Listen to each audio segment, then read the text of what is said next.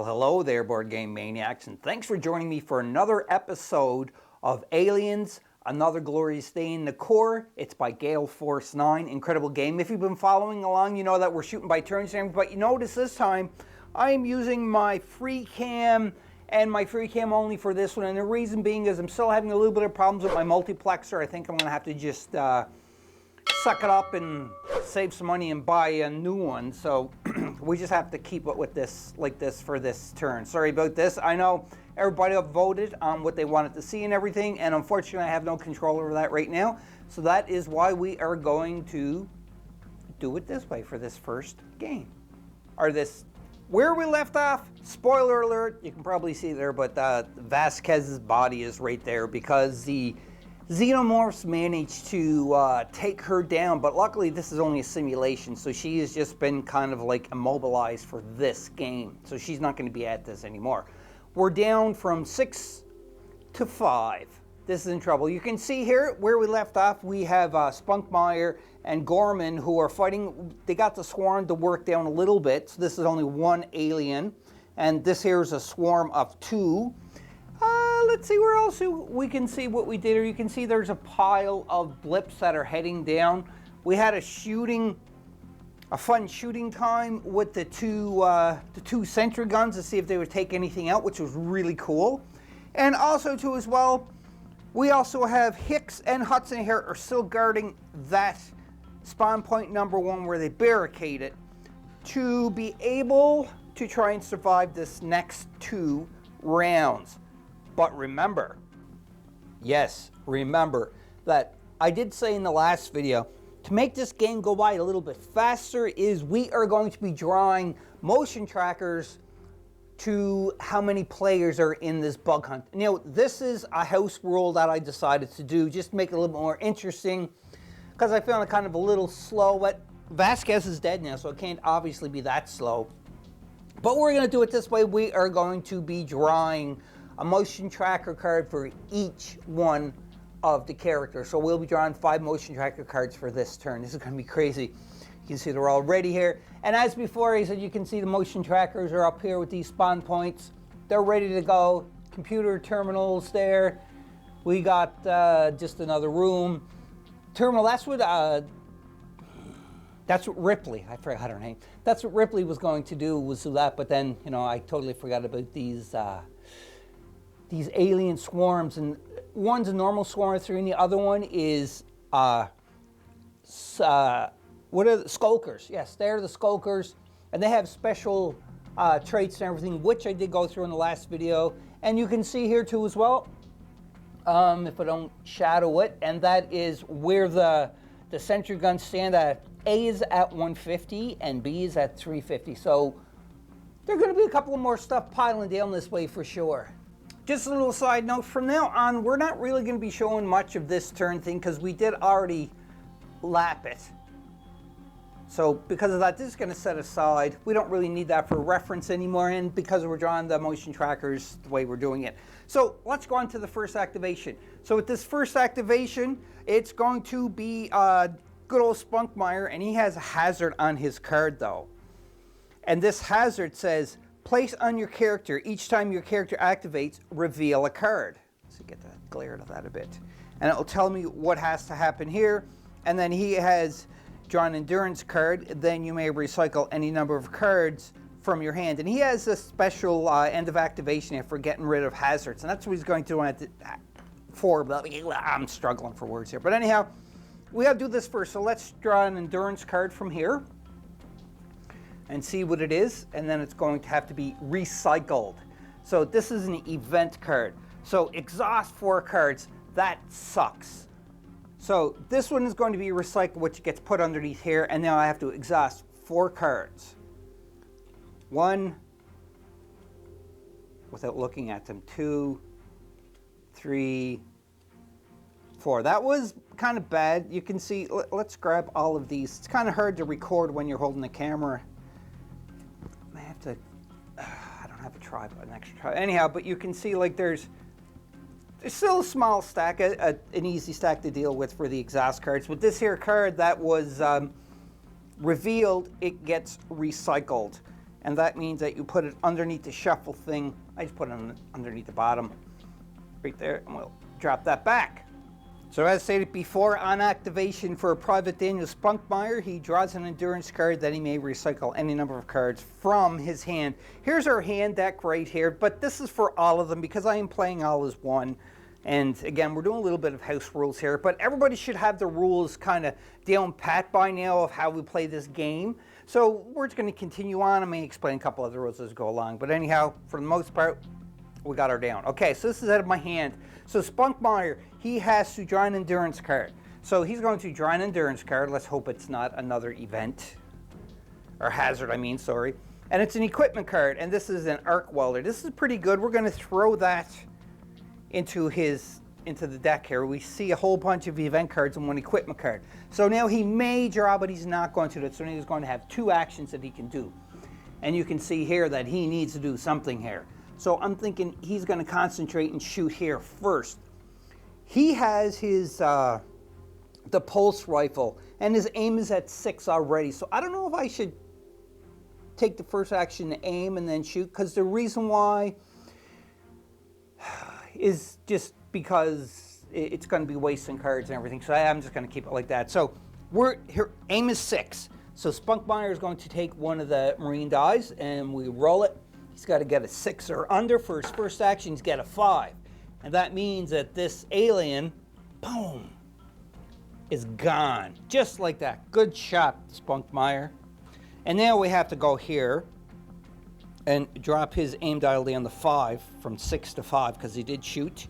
But he does have full automatic here. He don't have the M40 grenade launchers that he could do with this as part of another action. But I can, oh, I forgot to exhaust the card when he shot. See, I keep forgetting this. And he's going to shoot again. So he's going to exhaust another card to shoot again. And that is that's like a free action. Continue to shoot like this until he runs out.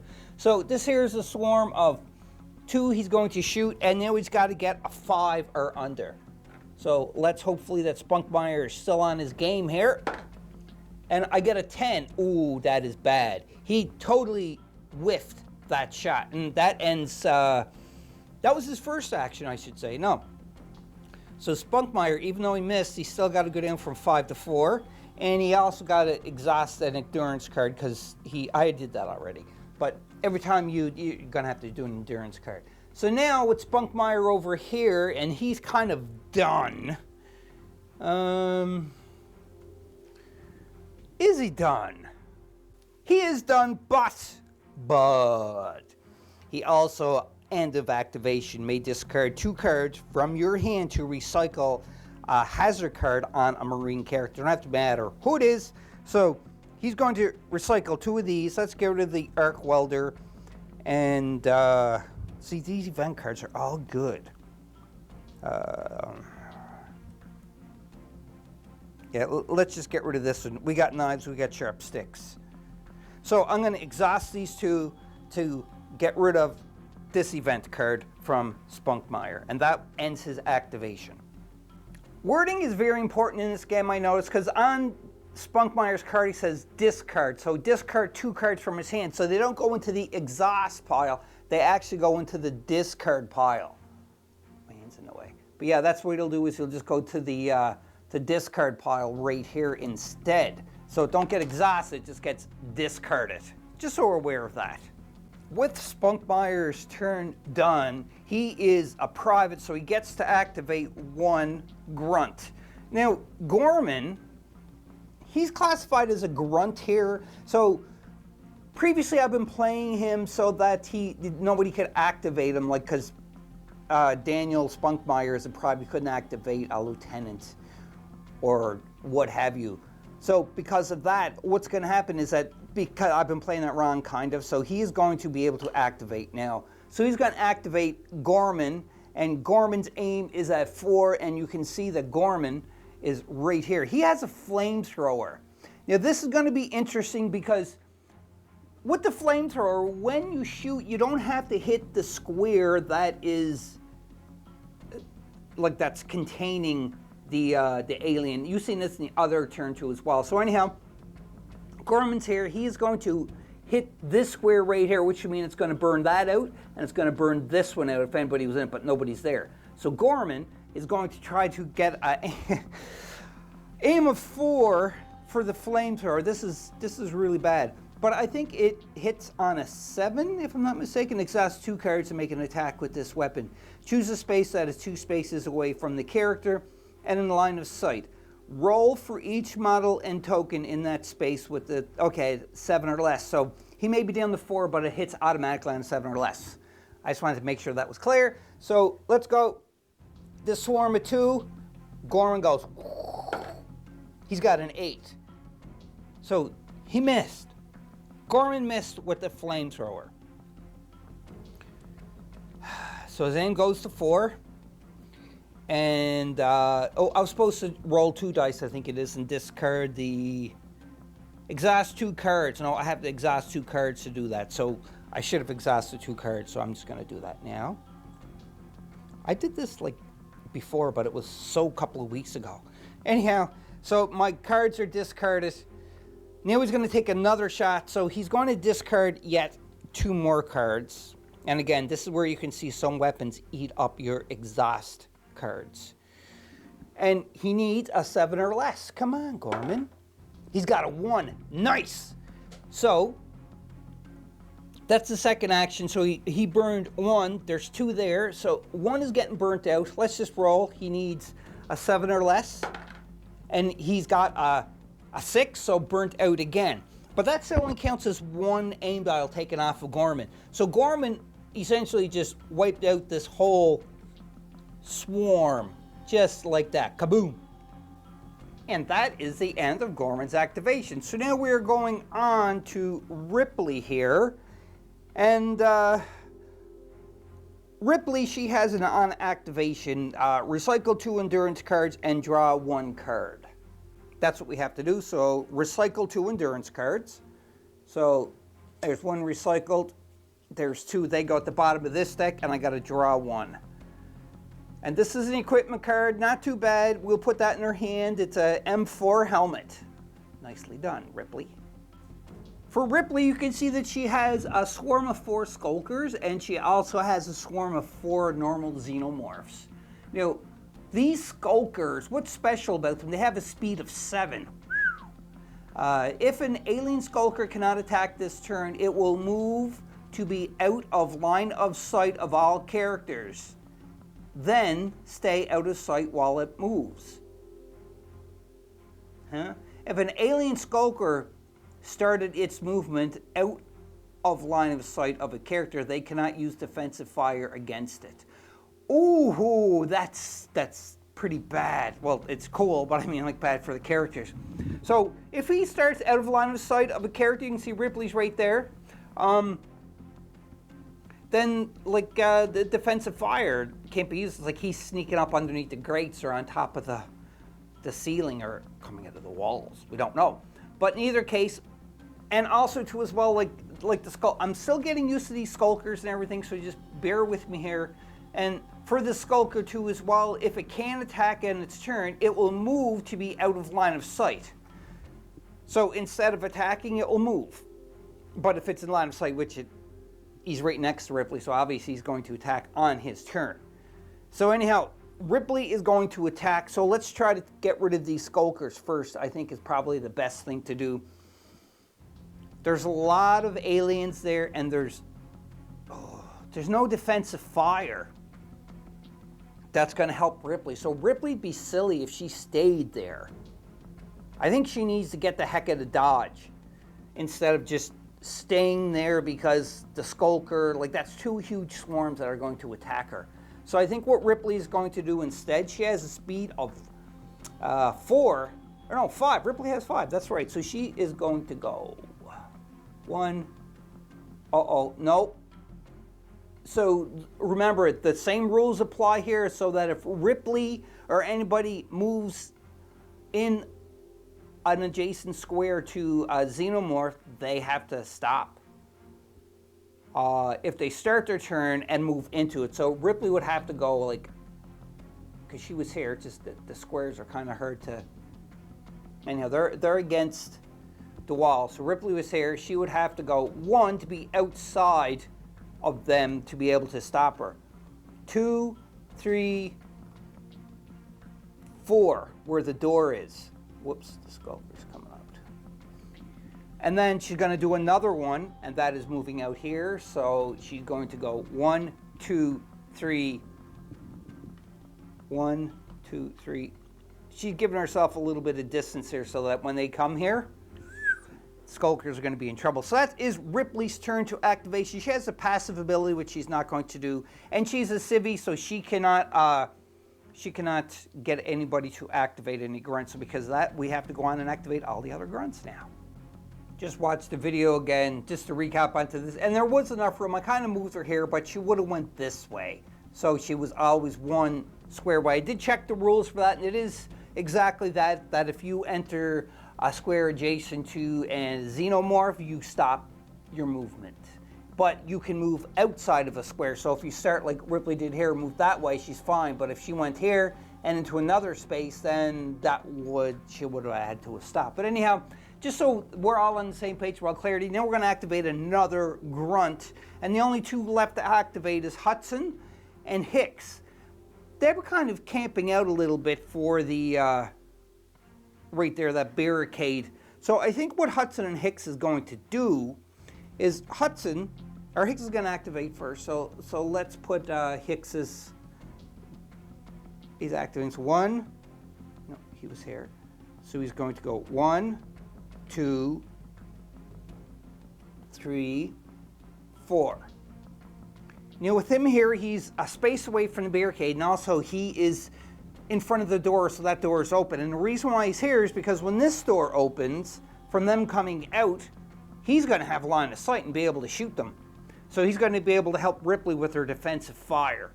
And that's what I want, so Ripley's going to be able to have some help here. It's not going to be a lot because it's only 4 squares away, but we'll see. So then, that was his first one was 4, and his second one he is going to do an aim.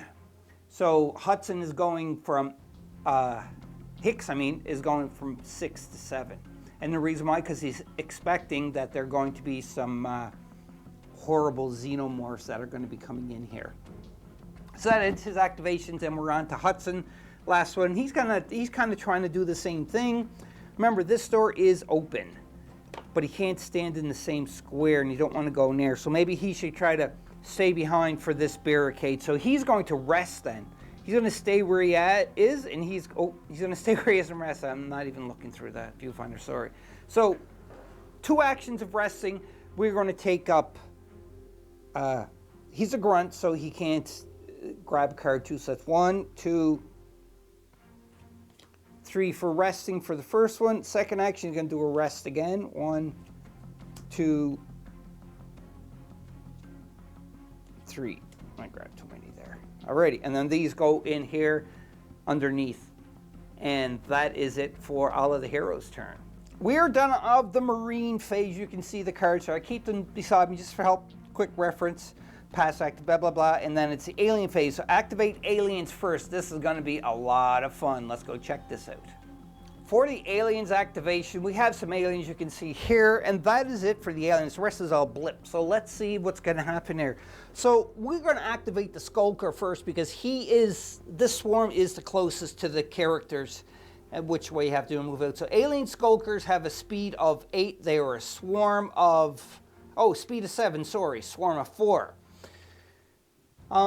Not in line of sight, so because of that, this Skulker will try to stay out of line of sight.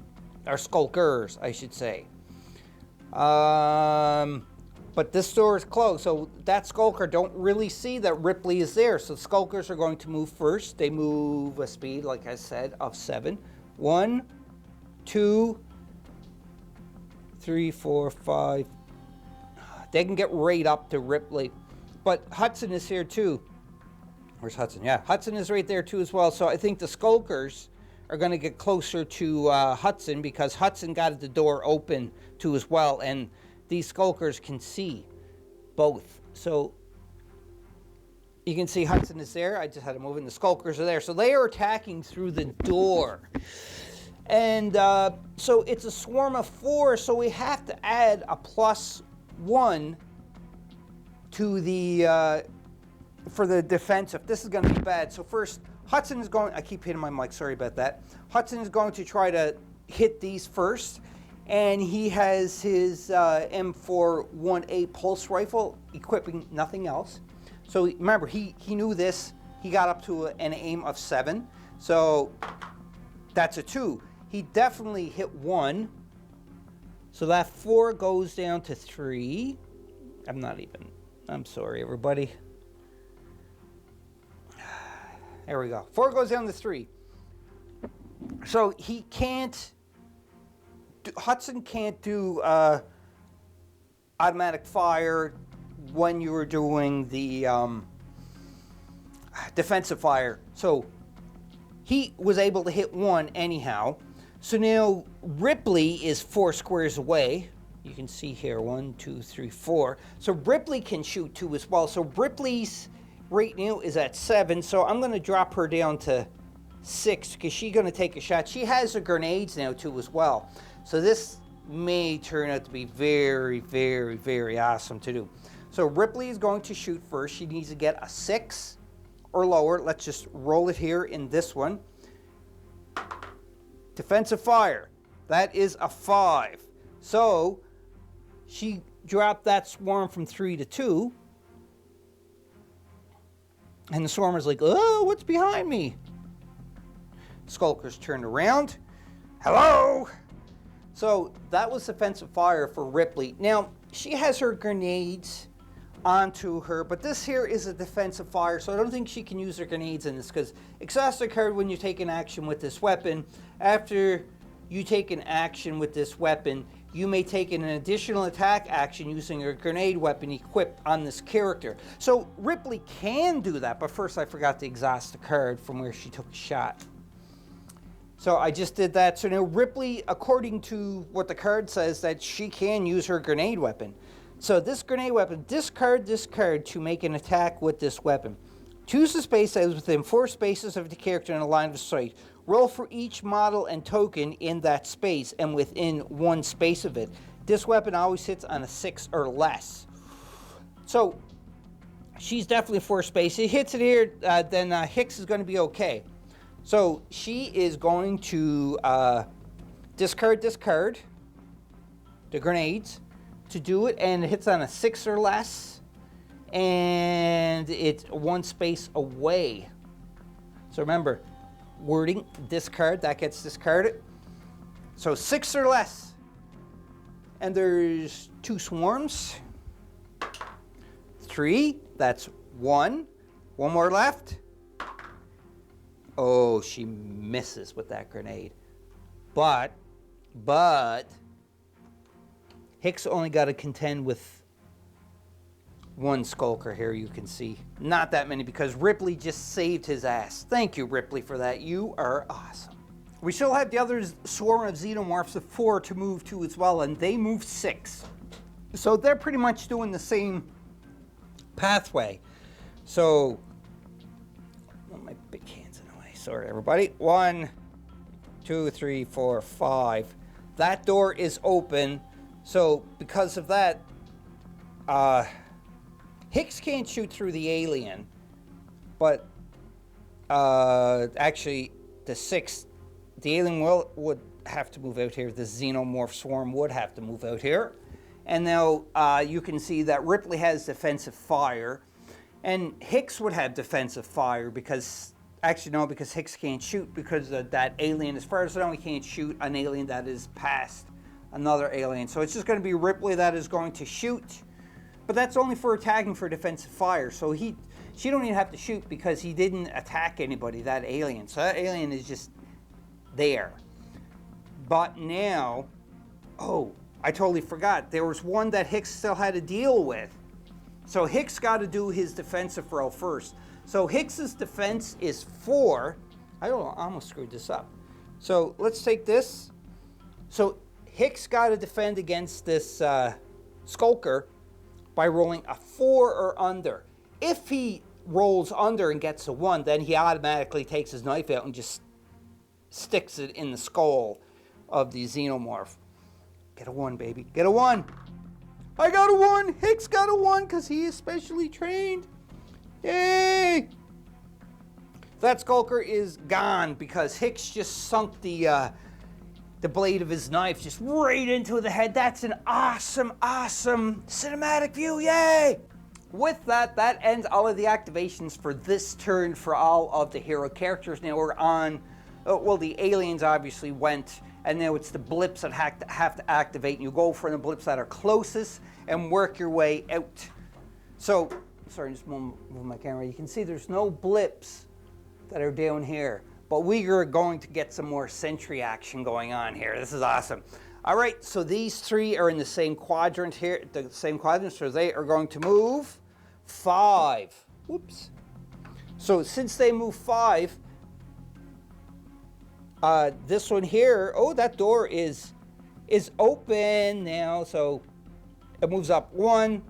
That sentry gun is going to shoot. I'm going to do all of these at once, and I'll be back when I'm done, just so we know where we are, because I can't hold the camera and do the sentry gun at the same time. I'm knocking all my stuff down.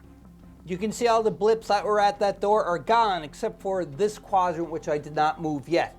But as you can see, I just wanted to stop here and show this. The sentry gun A is down to 0. It is empty. So now it is only sentry gun B that is able to shoot, and he's at 350. So he's going to have to take care of these blips. But first we got to roll to see if, what's the movement? And they get 4. So they're not going to be shot. I'm just going to move them 4, and I'll be back. All the others blips have moved, and they are not gone down to the sentry, unfortunately, the sentry gun that is left, because it did roll very low. But you can see there, now we have to do motion tracker cards, and as I said before, as a house rule, we are going to be drawing 5 motion tracker cards, so there are 5 characters left. Let's go to motion tracker deck and see what horribleness is going to come up with this. You can see the motion tracker deck is there. Now we got to draw 5 of them. This is scary. So I'm just going to draw the 5. We'll just look at them, and then I'll set everything up when we're done. But this here is like a big swarm you can see here. Uh-oh. Number 1, it is flanking aliens, 2 swarms. Player must choose to either exhaust 4 cards or place 1 more blip at spawn point 3. So that's 1. Number 2 is going to be flanking aliens. So instead of 2, it's 3. It's the same as this. Players must choose either, okay, it's the same thing, but this sucks. 2. Number 3 is going to be intelligent foe. I don't like this.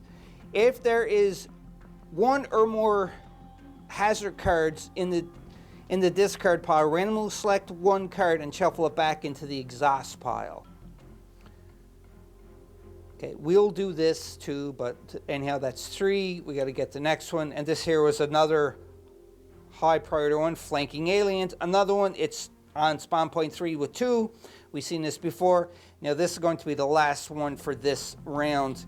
And this here is alien assault, and it's on number 1, which is spawned. And if this spawn point already has a blip or alien model, move this blip 4 spaces towards the nearest character. So I'm going to deal with all of this, place them out, and then I'll be back and tell you what happened, or we'll continue on, because I'm sure there's going to be some shit that's going down. First motion tracker card we did draw with the 2 and the flanking aliens. We discarded the exhaust the cards. Player must choose to either exhaust 4 cards or place the spawn or blip on spawn point 3. We don't want any, so we got the 2 there and we discarded the 4 cards. Let's go to the next one. With this here card, it's the same thing, but it's spawn point 3 with 2 of them, and I can either put another spawn up spawn point 1, and we know we already have one of them cards, so we're going to exhaust 4 more cards instead of putting another spawn point on spawn point 1. So 2 blips here, I should say, and then we exhaust 4 cards. For the intelligent foe, it's, you place 2 spawns at spawn point 2, and if there is one or more hazard cards, what there was none, and we checked into the discard, there was none there, so we just had to place the 2 more spawn points on spawn point number 2. It's getting kind of busy in this room. We have another card for the flanking aliens, 2 for spawn point 3, and I have to put 1 at spawn point 1, or exhaust 4 cards. And I definitely exhausted 4 cards. I want more aliens. And you can see over there that they're getting pretty full. Last but not least is spawn point number 1. It's alien assault. It's only one blip, but we can see here that it's barricaded. So we got to roll the alien die. They got to get a 5 or a 6 to be able to unbarricade it, and then you can place them if you can. And I got a 1, so that barricade stays in, and this one is just gone. You can see there, after you draw the motion tracker cards, it's the finishing phase is next. Resolve any finishing phase effects, which we don't have. Check for victory or defeat. Funny, that's really funny. And clean up. So clean up, we're just going to clean everything up. We're going to go to the next round, but you will check that out in the next video. And the reason why I'm saying this is because where I had to switch from handheld, from our normal setup to handheld, I should say, because of my multiplex that is having some problems, then I can't really tell what turn we're on or how long each video is going to take. So this one video is going to be only one turn because I don't know how long it is, but if it's short, then I'll know that I'll take 2 turns next. Again, I know we voted onto this and we are going to stick with that, but unfortunately because my equipment is malfunctioning the way it is, we have to just kind of roll with the punches for right now. And just to let everybody see what a multiplexer is, you can see there, this here is, it has, well, this specific multiplexer has 4 HDMI inputs and 1 HDMI output that runs into my video capture card, and then it goes to a USB and goes into the computer. And the reason for that being is because I don't have a video capture card that is HDMI, so because of that I had to do it that way, and it keeps blinking on and off like it's going through a power cycle. So until I get this fixed, we're going to be doing handheld, unfortunately. I'm sorry. Or until I save up enough money so that I can get another multiplexer of a different name brand, obviously, because I don't like this. It's brand new equipment that you just buy, and it was, you know, I'm going to say it's over $100 Canadian. And $100 Canadian could be nothing for most people, but, you know, when you're not working and so forth, it's very hard to come up with. And so I have to try to think of saving money to get up another multiplexer, or if anybody has any ideas of what I can try, please comment below and let me know. And until then, I hope you have fun with this turn of Aliens Another Glorious Day in the Core. You're going to have to try to take care of all of these aliens, because where we have increased the motion tracker to drawing a motion tracker per character, and there's 5 characters right now because unfortunately Vasquez did get eliminated in one of the previous turns, then it's going to get a lot more difficult, and you can see here, and we have the question of what happens when we run out of blips, and we'll do that when we come across that bridge. But until then, have fun, play some Aliens Another Glorious Day in the Core by the Gale Force 9. Comment below and let me know what your thoughts are of this game. Not of my video, but you can comment about the video too. But I mean, just from Aliens Another Glorious Day in the Core, I love it. As I said before, I'm going to be playing a lot of this off camera and on camera, depending on how many people want to see it on camera. So until then, be a maniac, and we'll see you on the flip side. Bye-bye, bye, bye, bye. Hope you enjoyed that video. If you want to keep up to date with Board Game Maniacs, click on the like and subscribe button to be notified when more videos come available. If you want to become an official sponsor of Board Game Maniacs, go to patreon.com/BoardGameManiacs. Or you can go to streamlabs.com/BoardGameManiacs1.